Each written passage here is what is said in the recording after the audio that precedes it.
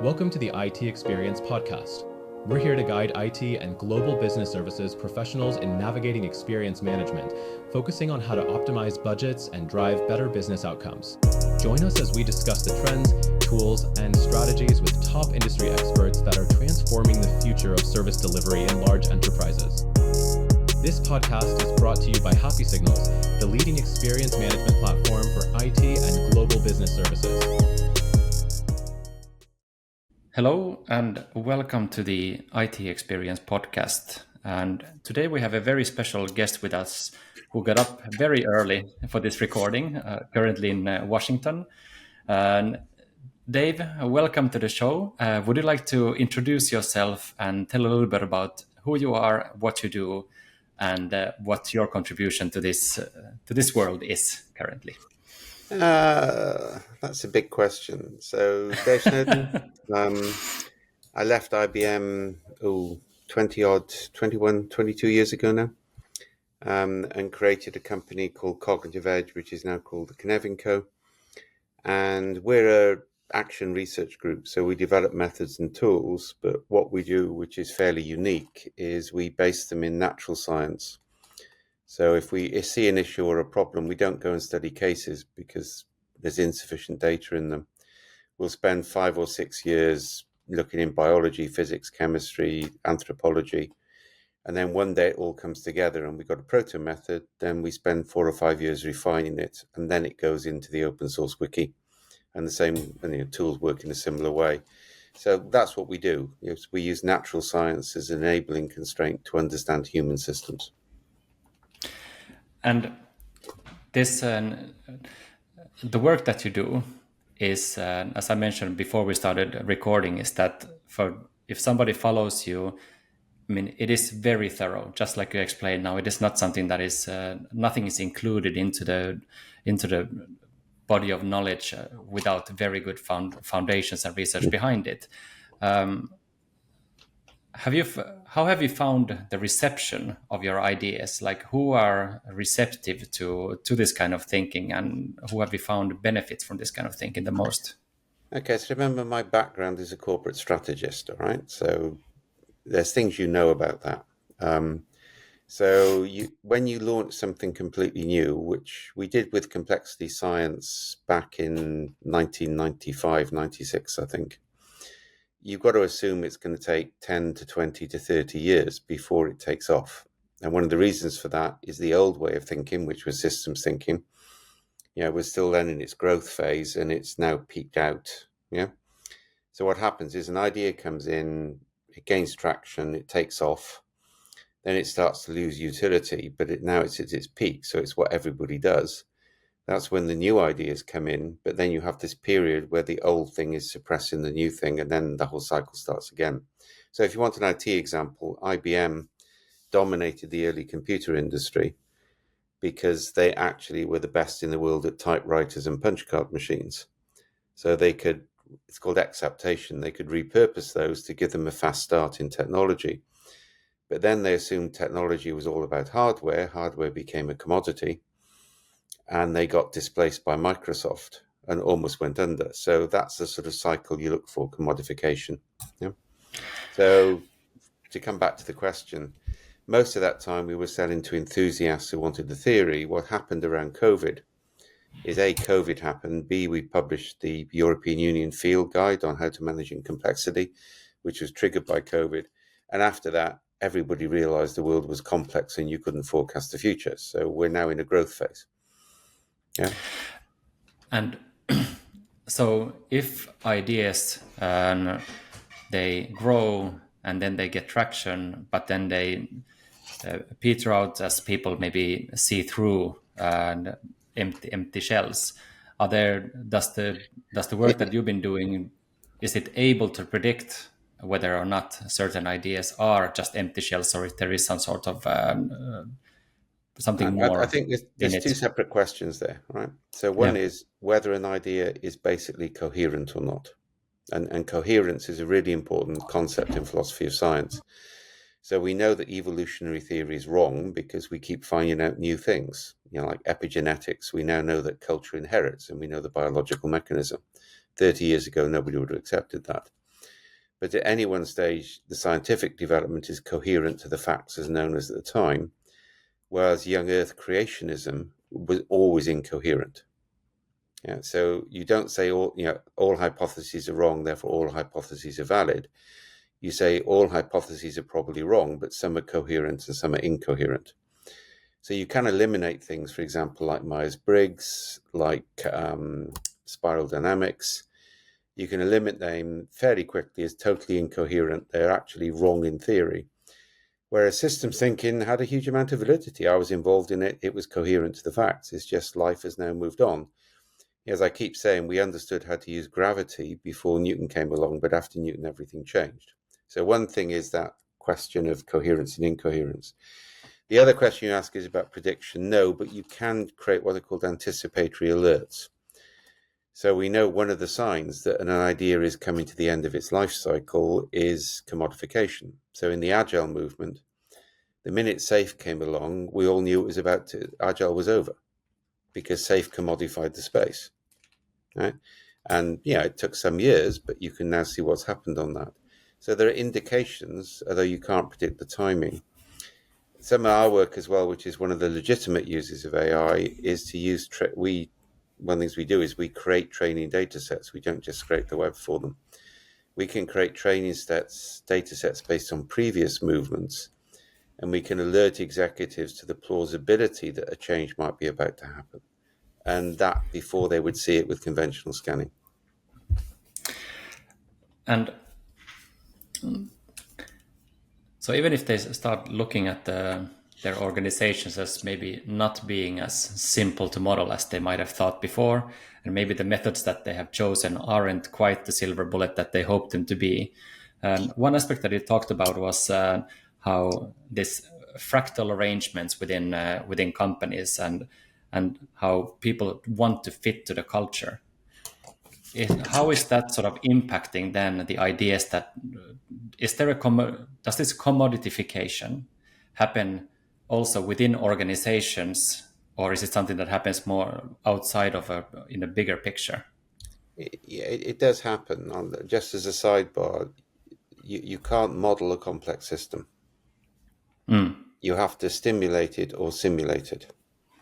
And that's the problem with things like VSM, viable systems model, because they come from a period where you thought you constructed a model, you test model validity.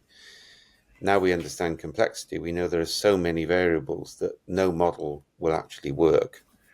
So you have to stimulate or simulate the system until you see patterns, and then you can start to use prediction. So that's a big switch. Yeah.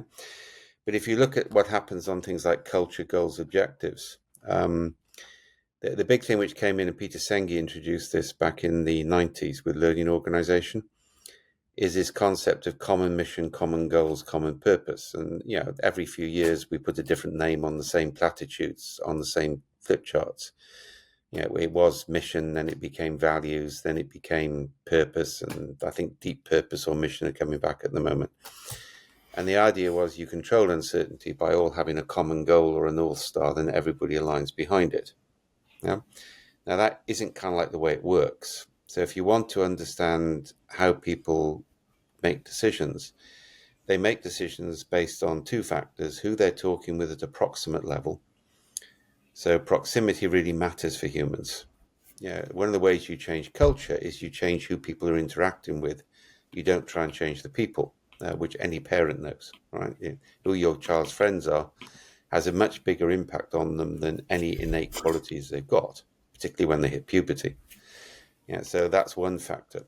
The other is you need to recognize two other things, and I'll deal with the second one in detail. So one is the affordances. This is from Gibson's concept. So what is afforded to people by the environment they're in? So having a strategic goal to grow cactuses is a bit of a stupidity if you live in a paddy field. The affordances aren't there. And what people too often do with change initiatives, they start with where they would like to be, and they don't, first of all, understand where they are and what is possible. Right? So we have a thing called S-Strime mapping, or affordance mapping, which maps what you can change and you can't change, and then focuses on getting people to effectively get the soil conditions and the drainage right for the sort of plants they want to grow, rather than just jumping into growing those plants. That's called changing the substrate.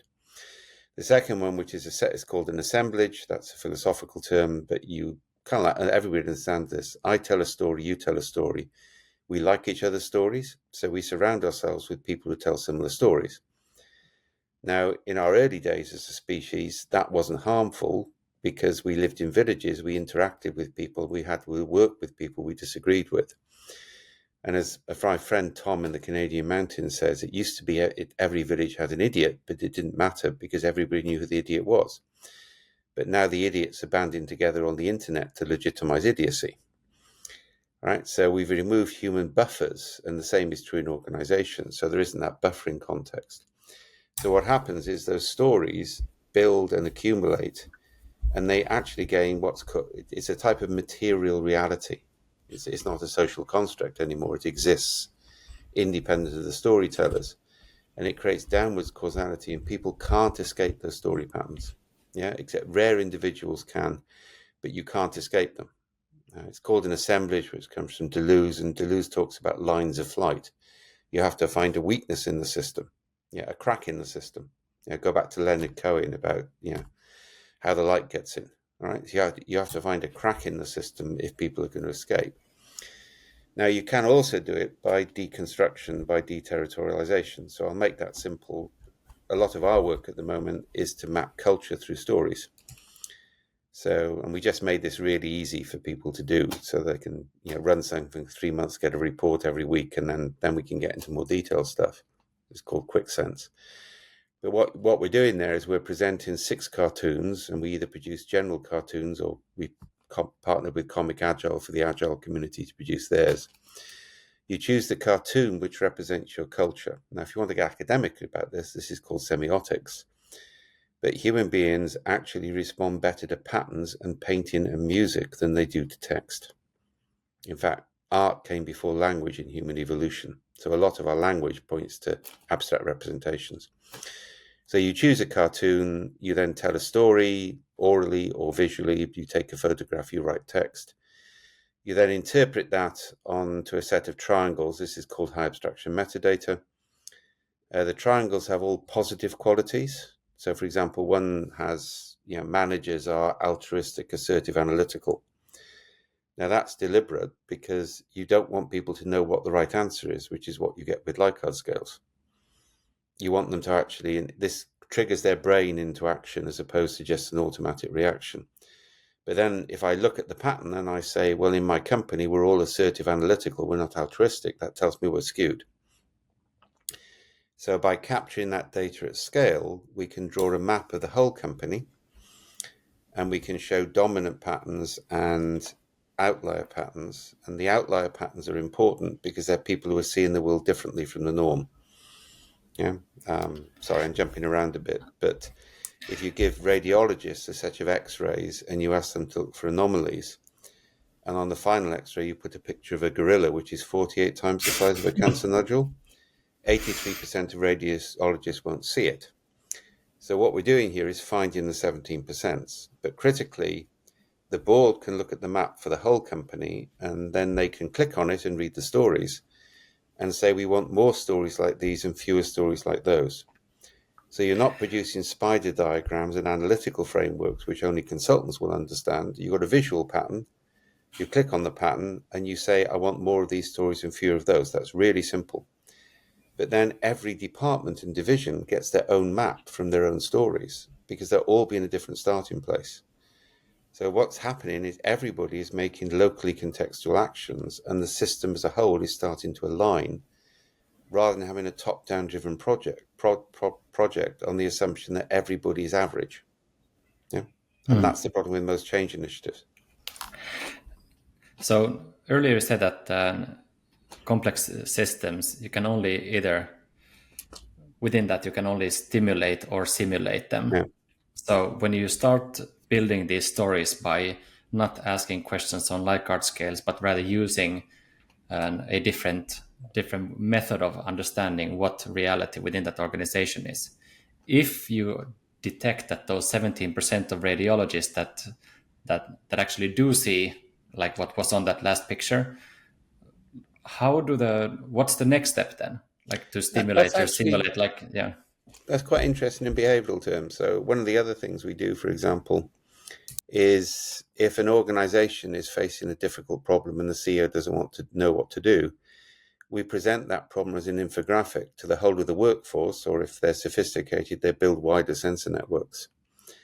Everybody interprets that within the same hour-long period because you don't want anybody to talk with anybody else. And then we look at the patterns on that, yeah, and that tells the executives, well, kind of like, we've got a dominant view that what's going on here is this, and what's likely to happen next is this. But we got this group who see it completely differently. Now, the behavioral pattern then is that group gets called into the CEO's office. And what's fascinating is if they've been knocking on the door to say, we've seen something everybody else is missing, they'll be ignored. But if the CEO sees a statistically valid pattern and sees that they're seeing it differently, they'll be called in. And that's a really important difference. So you say that you don't want people talking to each other. Mm-hmm. And earlier, like before we started recording, you mentioned this clan behavior and not want to go against the norm. Are these linked then, that you don't want people talking? Yeah, sort of. But what you're doing with what's called mass sense is, if you have a lot of independent agents who make decisions, I mean, this is wisdom of crowds, where there are three conditions for wisdom of crowds to work. One is people must have tacit knowledge of the field. Secondly, none of them must talk with anybody else or see what the other person's guess is. And thirdly, it must be a game with no personal stake in the outcome, which is why prediction markets aren't an example of it. Now, there are some scientific reasons behind that. If you have a lot of independent agents making a decision, the results form a Gaussian distribution.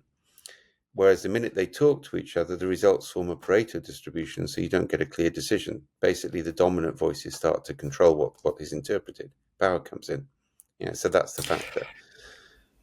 If we're doing wisdom of crowds, we want every individual to index the material without talking to every other individual. Then I've got statistical validity. And one of the rules was to not have any personal stake in the problem, and that to me spontaneously feels like that would be very rare in a work context. No, because it depends how you present it. Yeah, I mean, you're presenting a situation. You're not presenting what we're going to do. Yeah. So you're presenting something which is objective, and you ask people two questions. What do you think is going on, and what do you think will happen next? Yeah, and then they interpret both of those into the triads. We've got other shapes as well, but the triads are the dominant one. And so typically I'll have 18 data points from which I can draw a probability distribution. And that's got accuracy to it. So if people look at the situation and not what to do, what is it that then, if you need to go from the situation analysis to actually deciding what to do, is this where then the cracks in the system, like if what you're trying to do is to get an objective assessment of the current situation. Now, if you have workshops, to say, what are we going to do next and where are we? You will never get an objective assessment of the current situation because people describe what's going on based on their preference for what we do next. Yeah, you can't stop that. That's just human nature. So what we're doing is separate those processes completely. So with SDRAM map, we basically map, all the actors in the system, the constraints, the constructors. They get mapped onto an energy grid of energy time against time to change against energy cost of change. And we're breaking, and the rule is a very simple one. I mean, complexity is really simple in practice. It's complex in theory, but in practice it's simple. You say break them down until you agree what they are. So you're going smaller and smaller, which removes the politics. And then on that map, we can say, well, the top right of that, stuff up there ain't going to change, mate. So the only place you can move is here. And then you make changes in the present and see if that creates a more favorable situation. The phrase, you break them down until you remove the politics. How does breaking them down into smaller parts actually help to remove the politics? They come up with something. They say, we think it's this. And somebody says, no, it's that. All right. So they disagree on what it is. Right. Well, break it down until you agree. You're not allowed to have an argument. and breaking it down, maybe putting it in context. Well, in this context, it's one of these. In this context, it's one of those. In this context, it fits here. In that context, it fits there. So you move into more contextual statements. And what you end up with is something where there is no controversy in the map. So let's say one thing that in our very specific sort of niche when it comes to experience management, to improve IT services in enterprises with specific metrics. So there's the people believers, there's the process believers, and there's the technology believers. And they all sort of say that, like, if we improve our area, like then you will improve, whether or not this is a natural consequence, or as the people like let's say the people believers would say that it's because you asked them, so they tell you it's better, so it's better. So how would you see, like, for example, in where they are like three sort of intertwined but still different ways of looking at it? The point is they're all right, but they're right in different proportions, in different times, in different contexts. So the two things I've talked about, if we map the energy, we map the affordance, we do use S-Strime mapping to create the affordances. And so they keep breaking things down, and then you'll start to see that some of them are interdependent one on another. And then you start to say, well, how do we change these so the energy cost of changing this goes down, or the energy cost goes up because we don't want it to change? So what you're doing is you're changing the environment in which people will make decisions rather than making the decisions. That's the first thing. Then you can map the narrative structures of how people tell stories, including your customers, because and one of the things we do a lot of is we gather customer stories, then we get all staff to index those customer stories the way they think the customers indexed it, then we show them the difference. And that is far more effective than virtually any other technique because they've been through the same process. And that's called a micro nudge. So you're getting people to nudge themselves to align. Now, if you look at it, all of this is saying, where are we? What can we change? Let's see what happens. And if you want a simple way of remembering this, this is called the Frozen 2 strategy. If you've seen Frozen 2, the movie, all right? So in the middle of that, the real heroine of the movie, who's the young sister without the magic, is lost in the state of despair. And she says, all I can do is do the next right thing. Well, that in complexity is called the adjacent possible. You find out where you are, you find out where you can step next, you go there, you look again. And the other thing you don't do, and this is key, a complex system does not have causality. So you can't say it's because of this. Because it might be, it might not be. You'll only know that with the benefit of hindsight. There are too many things interacting with too many other things. So complex systems are dispositional, they're not causal. Now what we're doing is we're measuring the dispositional state of the system, which allows us to make statements about the probability of some things happening over other things happening, but it doesn't allow us to create prediction. And you will never find single causality in a complex system anyway. It will be intertwined. I think the other thing, and this is a really critical thing, is you should stop. We never talk about what behaviors people should exhibit, ever. So mindset, mental models, leadership qualities are just dismissed.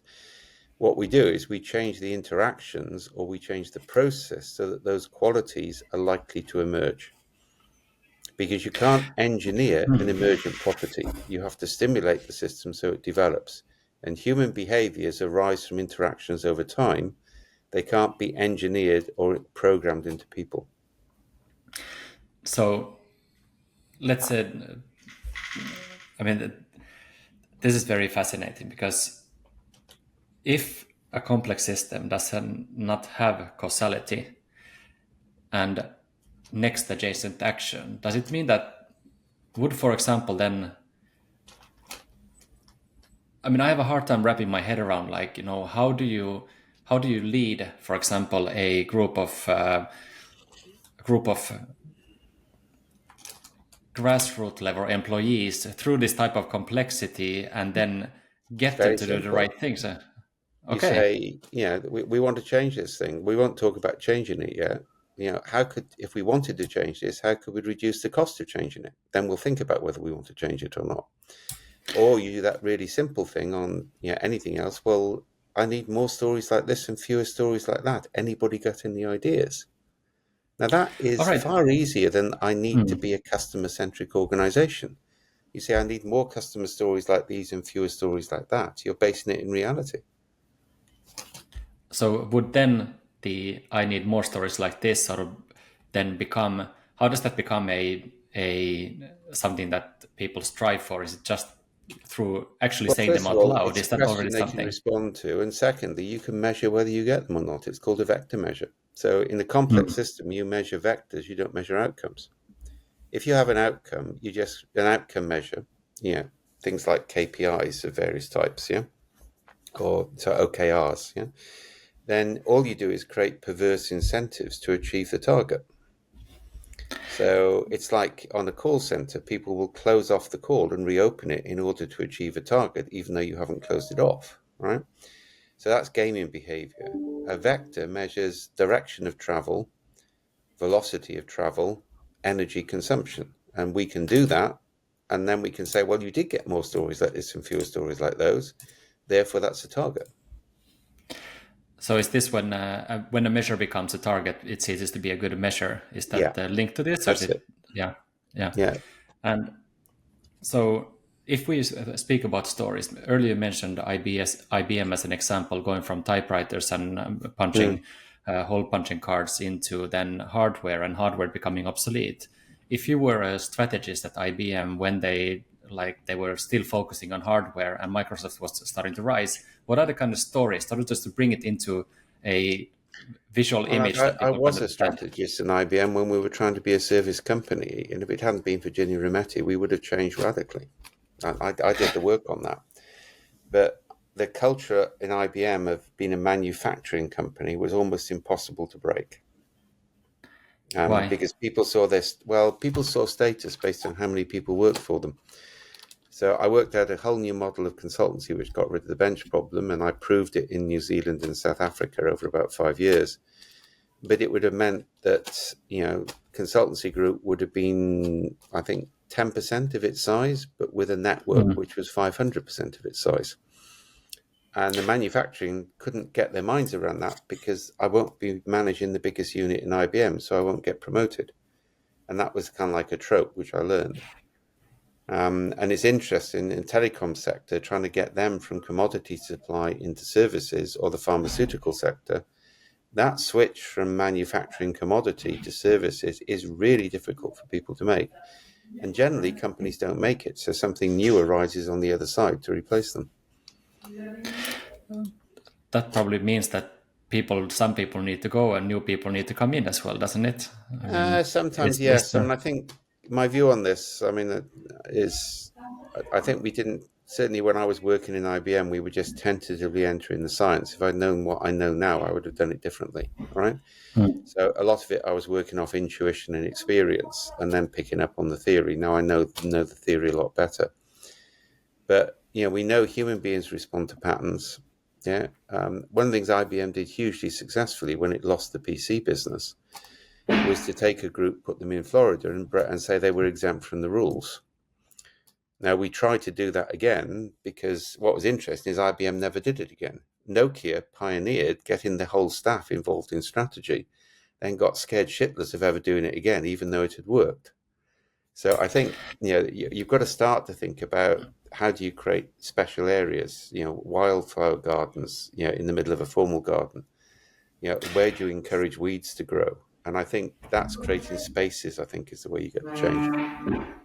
So you mentioned Nokia, and I read the book by Risto Siilasmaa, who came into the Nokia board at the time when Nokia had already started to decline, when Jorma Ollila's sort of former methods of maybe leading the company with an iron fist and sort of nobody disagrees with the chair of the board was then moving into we have nothing to lose here, like we just free fall. And he speaks very highly of scenario thinking, that he asks his board members to come into the meetings and think about different types of scenarios, what kind of signals. Is his thinking around this scenario forcing his people to think in scenarios? Is it something that you would see being a good way of driving the right type of change? Scenario planning is useful, but its granularity is too coarse and it takes too much time for real complexity. So there's two things we do on that. One is generate micro scenarios at scale from lots of people, not just board members. Then we look at the patterns in the micro scenarios, not just get every board member to come up with actual scenarios. The micro scenarios are more important because they pick up weak signals. Yeah. The other thing is the S-Try mapping, because we're now starting to use that map to replace scenario planning, because it says this is the energy gradients in the present, therefore it gives us a predictive capacity and an early warning device.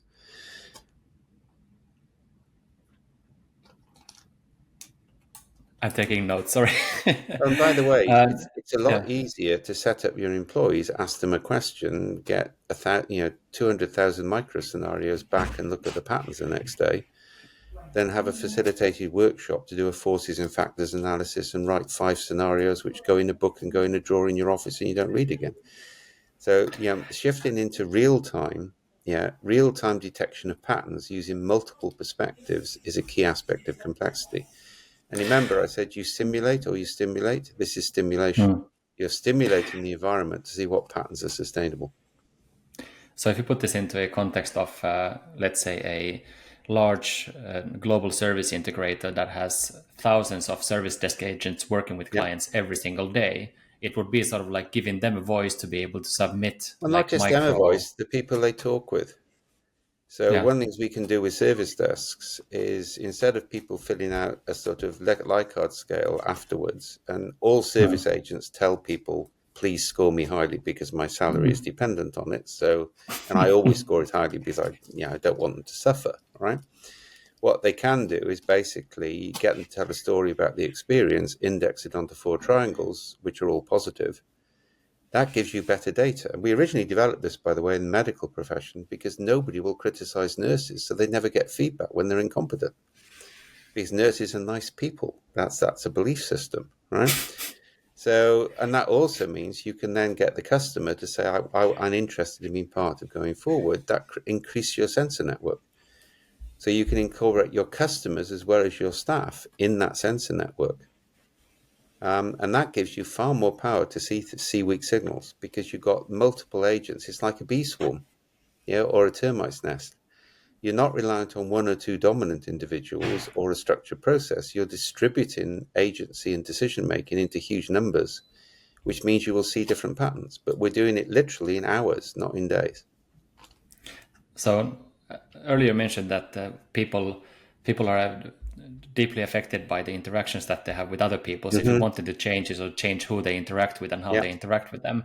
So if you think about this kind of scenario where you have thousands of service desk agents or IT workers of different kinds, which interactions is it that you should be then focusing on? We use a thing called entangled trios. So we put people together in groups of 3 or 5. It has to be asymmetry, and you could go up to 7. 7's a theoretical maximum, but 3 or 5. And we give them meaningful tasks. But what we're really doing is we're building the informal networks between people from different backgrounds. So in 18 months, we can have everybody within 2 phone calls of the CEO based on trusted networks of people they work with. Now, that is really powerful because you're creating a channel through which novelty can emerge. So to give you an example in IT, if we're doing, if we're doing IT design, we take young, bright programmer with older, cynical systems analysts. This is called a transgenerational pair. And all systems architects are cynical, right? They always are, right? Because they've lived through it. And we put them with a user trained to talk to IT people, which is a lot easier than training IT people to understand users. And we'll throw 20 of those trios at the problem and see what they come up with, rather than send out an analyst to interview people. We'll put people who've just joined the company with people who are about to retire, with people on the management fast track. So you put people together in different combinations and you give them meaningful tasks, but your real goal is to change the interactions. Now, I'll give you a real example. When I was working on peace and reconciliation in Ireland in the 1970s, all right? One approach was to get all Protestants and Catholics into a big room and get them to agree they would be nice to each other, which they all would agree in the room, but they didn't do it afterwards. Dairy Girl satirizes this wonderfully in episode 1 of series 2, which I can send you the link if you want. But we took asymmetric groups like 3 Catholics, 2 Protestants, or vice versa, and we dumped them into the slums of Rio de Janeiro for 3 months. We didn't talk about the troubles. And they found out pretty soon they had more in common than they realized, and they had a conversation about the differences in the context of working together in a different context. So what we're doing is we're changing interactions at scale across the organization, but by giving people tasks to do with people they don't normally work with, which are useful tasks in their own right. But the secondary goal is to build those networks and build those interactions. That's quite interesting because, I mean, nowadays I live in a village in southern France. There's about 6,000 people living here, but it's big enough to have all the services, but it's not so big that there would be the space for cliques to form. So Yeah. when you interact with the villagers and it has a sense of community, you actually end up like being in a group where you have a surgeon, an unemployed, and a person who You've got works it. in the vineyards next door. I And mean, we've it's done change programs in Australia where all the change program is taken on the sidelines of the football pitch, because then the managers are mixing with workers in a different context, yeah. right? And there is, by the way, a theoretical limit. Once a society gets above 5 or 7 million, it loses cultural cohesion. So this is fractal. So if you look at the Scandinavian countries, yeah, they're quite culturally cohesive. Sweden splits into two. I mean, I like the Languedoc, all right, and Yeah. yeah, and sorry, I'm Welsh, so we're one with the Catalans and the Basques, all right. Those have cultural cohesion. And Brittany, it's not the same thing as the Grand Écoles in Paris. No. Yeah, and actually breaking a French company if you were born in the south of France or anywhere else is very difficult because of that Paris-centric domination. So, we evolved to work in, as I say, clans and extended families and sexual pairs, and we're most comfortable in that. I live in the Languedoc, and I mean, one of my friends from the village is working in a senior position in a big consumer goods enterprise, and Mm, she went to one of the Grand École in Paris, and she said that just by the way of speaking, she knew yeah, all the time that I'm not one of them. that's I'm it. I'm different, and but And I had a I mean, partnership with a French company, and one of the directors was from Brittany, which means he could speak Breton and I could speak Welsh, and we could understand each other, and neither of the boards understood. But he was the brightest guy I've ever met in Paris, in France, because he'd broken into a French company despite not having gone to a Grande École. And yeah. that is quite something. Yeah. So, I mean, it is fascinating, but then when if I think about the kind of challenges that our customers are having when they want to make IT think more about the people that they're providing services for rather than And being internally focused. that's what triangles and narrative mapping does, because it makes the Mm. problem immediate, not abstract. So if you've got networks with customers, yeah, which is what the method does, you can get those customer stories into the system. The customer Mm. stories make the problem intimate to real context, and everybody understands more stories like this, fewer stories like that. The minute you get into the language of OD and HR, it's an abstract language which privileges somebody who's had their training. Yeah. Whereas more stories like this, fewer stories like that, everybody gets it. So if these stories are, and we think about like how now generative AI models and large language models are trying to sort of trying to model the world, if it would be if you have context specific information like this, do you see that AI has a role in how you would develop the Yeah, Canifin because network AI is and this? inductive. AI makes decisions inductively, and it's dependent on its training data sets. So if you're allowing AI to trawl the web, it's going to reinforce the prejudices of the past. It's not going to see novelty. Human beings evolved to think abductively, not inductively. So we evolved to make decisions without training data. And the And danger is you will lose that capacity. We've now got strong evidence that if people use AI, they lose the capacity to exercise judgment, particularly moral judgment. yeah. So AI works off its training data sets, is determined by its training data sets. If you're going to use AI, you should actually design the training data sets. You shouldn't rely on the LLMs because they've been trained on Mm. whatever they could scrape from whatever sources. Right? You should also realize that the carbon consumption of LLMs is huge. I mean, they're Mm. the biggest contribution to global warming at the moment. You can probably do a hell of a sight more, to be honest, with neural networks and genetic algorithms. Everybody's focused on language interpretation, when actually there are more sophisticated AI methods available to us. But also the human brain, works off, I think, 4 megawatts, and it does more.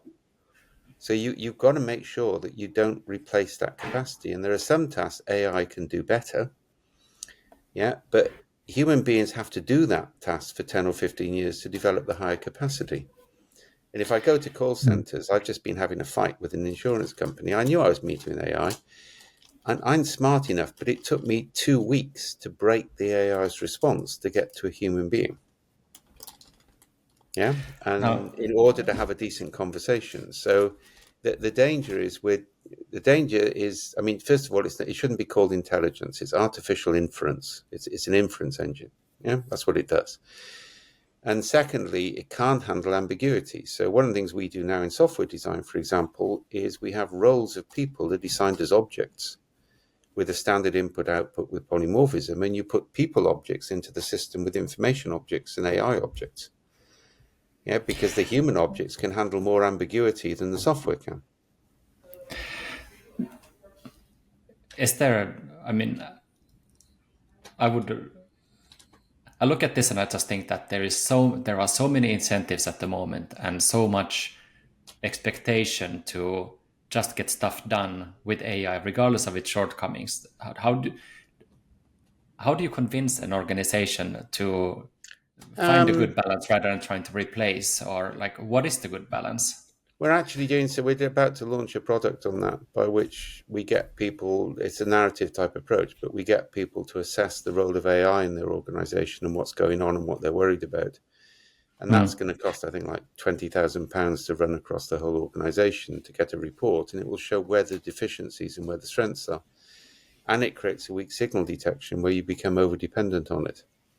And as I say, we're starting to see the hype curve is starting to come because the training models have reached their limits because of the source data. And people are starting to realize that they're often damaging customer relationships through AI rather than reinforcing it. Now, we don't want to then swing the pendulum and go back entirely to human agency. So you want to know when you use AI and when you don't use AI. So that's what we're about to start to audit for organizations. Interesting. We're running out of time, but this has. I hope that I can speak to you again sometime in the future. It has been a very, very enlightening conversation. We're running a course in Paris in a week's time, so you can always come and learn stuff. Yeah, nice. First week Send in me the December. link. Yeah, perfect. So, if people want to find out more about the work that you do and get in touch with you, what's the best way to find you and reach you? I'm easy to find on social media. Social media is where I have fun. Yeah. Perfect. On the basis, if people put ideas forward, they're basically entering the arena. All right. But we got the website is the Cynefin Co. There is an open source wiki, cynefin.io, where all our methods are. That's free for access. Yeah. And if you go onto our website, search on keywords on my blog. I do all my writing on my blog initially, so that's where you'll find stuff. Perfect. And maybe to finish this off, what is the one thing that during these 30 plus years that you've been doing the work, what is the one thing that you wish people would just understand? And then stop trying to change people's behavior, change how they interact. Perfect. And it's Thank you, Dave. Unethical and it's unpractical. If you liked this episode, please give us thumbs up, rating, or share it with your colleagues to help others learn about this topic as well. To learn more, go to happysignals.com.